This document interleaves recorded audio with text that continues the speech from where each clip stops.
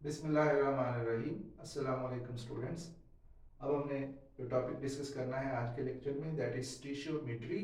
ये एक टर्म है जो आप डिस्कस करते हैं केमिस्ट्री में। स्टीशियोमेट्री में बेसिकली हम स्टडी करते हैं कि जो हमारे पास कोई केमिकल रिएक्शन है उसकी जो बैलेंस्ड इक्वेशन है उसमें रिएक्टेंट्स और प्रोडक्ट्स के दरमियान जो क्वांटिटेटिव रिलेशनशिप है वो क्या है, यानी कि study of quantitative relationship between reactants and products in a balanced chemical equation of the reaction। Next हम एग्जांपल देखते हैं कि बेसिकली स्टीशियोमेट्री में हम क्या एग्जांपल पुट कर सकते हैं। फॉर एग्जांपल ये हमारे पास सिंपल सा रिएक्शन है जिसमें hydrogen gas and oxygen gas, hydrogen के 2 मोल्स ऑक्सीजन का 1 मोल रिएक्ट करके 2 मोल्स वाटर बनाते हैं।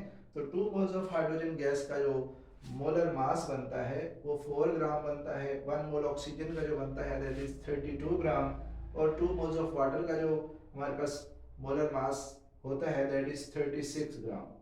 तो बेसिकली क्या है, इस ये law of conservation of matter भी है, लॉ ऑफ कंजर्वेशन ऑफ मास भी है कि हमारे पास जितना रिएक्टेंट का मास होता है प्रोडक्ट का मास उसके इक्वल ही होता है।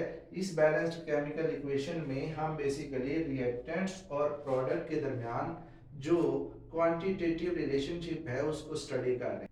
नेक्स्ट हम छोटा सा शॉर्ट क्वेश्चन डिस्कस करते हैं कि जो बैलेंस्ड केमिकल इक्वेशन हमने लिखी है इसमें इसकी क्या लिमिटेशंस हैं।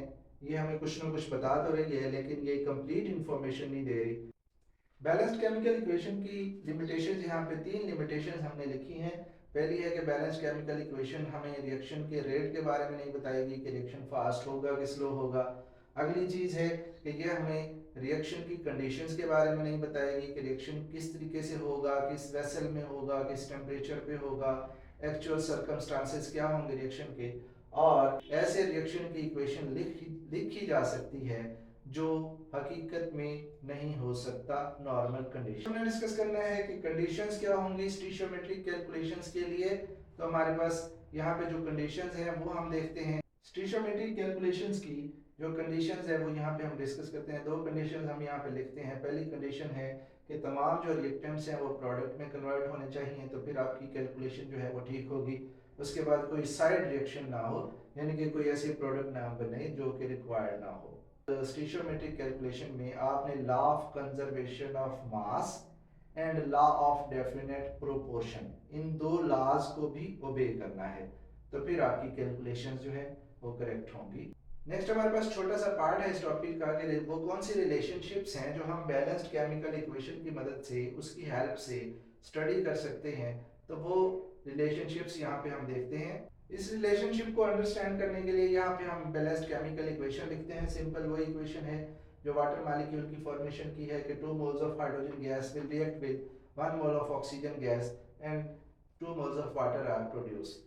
फर्स्ट रिलेशनशिप जो हम यहाँ पे स्टडी कर सकते हैं वो है मास मास रिलेशनशिप। यहाँ पे अगर इस बैलेंस्ड केमिकल इक्वेशन में रिएक्टेंट या प्रोडक्ट में से किसी एक सब्सटेंस का मास नहीं दिया होता और दूसरे का दिया होता है, तो दूसरे के मास की मदद से हम किसी सब्सटेंस का मास मालूम कर सकते हैं। यानी कि if the mass of one substance in the balanced chemical equation is given, we can calculate the mass of other substance which is present in the balanced chemical equation। Next हमारे पास है कि मास मोल रिलेशनशिप। वो क्या होती है कि अगर हमारे पास किसी भी इस बैलेंस्ड केमिकल इक्वेशन में किसी एक सब्सटेंस का मास दे दिया जाता है तो हम उसकी मदद से दूसरे सब्सटेंस के नंबर ऑफ मोल्स भी मालूम कर सकते हैं which is present in the balanced chemical equation। Last relationship हमारे पास जो है वो मास वॉल्यूम रिलेशनशिप है। मास वॉल्यूम रिलेशनशिप क्या है कि अगर हमारे पास किसी भी बैलेंस्ड केमिकल इक्वेशन में जो रिएक्टेंट्स हैं या प्रोडक्ट हैं उनका मास गिवन है तो उस मास की मदद से हमारे पास डेंसिटी भी नाउन होनी चाहिए, तो उस मास की मदद से हम उसका वॉल्यूम मालूम कर सकते हैं दूसरे किसी सब्सटेंस का जो बैलेंस्ड केमिकल इक्वेशन में मौजूद है।